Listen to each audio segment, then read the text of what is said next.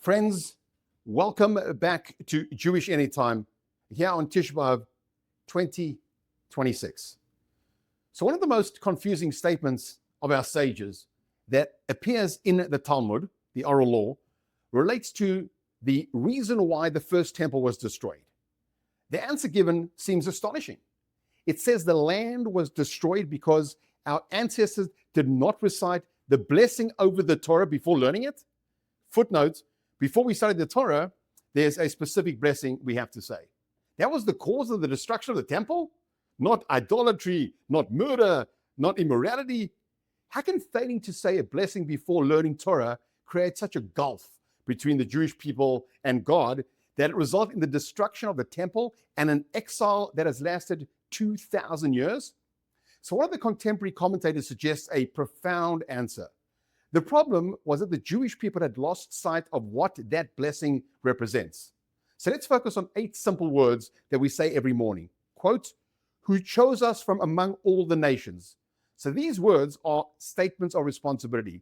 God chose the Jewish people to become his ambassadors in the world, to become the benchmark of morality, to become the embodiment of integrity, to demonstrate that a human being is capable of rising above instinct, above ego, and living according to God's will. If we forget why we were chosen, why should we expect God to restore the temple, the place that symbolizes this relationship? Perhaps that is precisely what our sages meant. It wasn't that they skipped the blessing, they forgot the covenant contained within the blessing. So over the past several years, I've had the privilege of speaking in Jewish communities around the world. Wherever I travel, I ask people a simple question. What do you want out of life? Far too often I hear the same answers. I want to become wealthy. I want to become famous. I want influence. These goals have become the measuring stick of success in modern society. Maybe God has placed me in a unique position to challenge this assumption. Because over the years, I've represented celebrities, worked with some of the most recognizable figures in entertainment, served as an advisor to the world's largest content creator, and interviewed athletes and influencers admired by hundreds of millions of people. So from the outside, they appear to have everything: money, status, recognition, influence. Yet privately, many confess to profound loneliness, anxiety, emptiness, and despair. This is not speculation. These are conversations that have shaped my own understanding of happiness. The greatest lie sold by modern culture is that happiness waits at the finish line of fame and fortune. My friends, it does not. While working with Mr. Beast's organization, I participated in focus groups with members of Gen Z. So we wanted to understand the greatest emotional pain point facing the young generation. The answer surprised us. It wasn't social anxiety, cyberbullying. It wasn't even depression. The number one issue repeatedly identified was nihilism, a feeling that life has no meaning, no purpose, no reason. Friedrich Nietzsche famously observed, quote, he who has a why to live for can bear almost any how. Perhaps Nietzsche understood something that the Torah has taught for thousands of years. People can survive incredible hardships if they know why they are here. Without purpose, even abundance feels empty. With purpose, even struggle becomes meaningful. And that why is exactly what we proclaim every morning.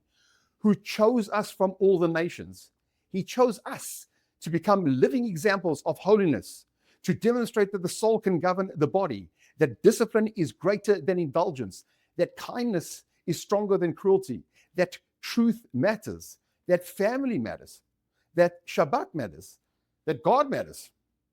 Perhaps this also explains another misconception of our generation. The world defines happiness as an emotion. If I become successful enough, if I own enough, if enough people admire me, then I'll finally be happy. The Torah says the exact opposite. Happiness is not the destination, it's a byproduct of living a life aligned with one's purpose. The byproduct of knowing that your existence matters, that every act of kindness matters, that every temptation resisted matters, that every moment of Torah learning matters.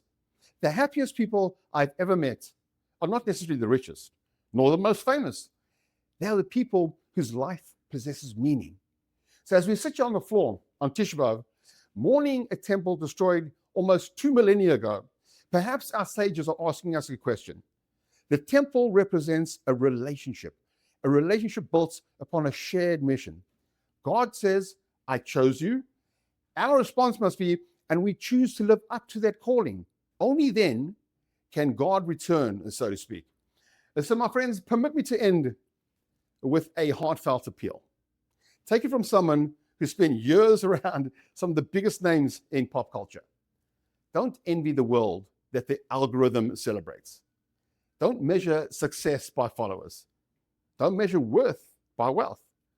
Don't spend your life pursuing a dream that countless celebrities themselves quietly admit failed to satisfy them. You've been given something infinitely greater. You've been given a mission.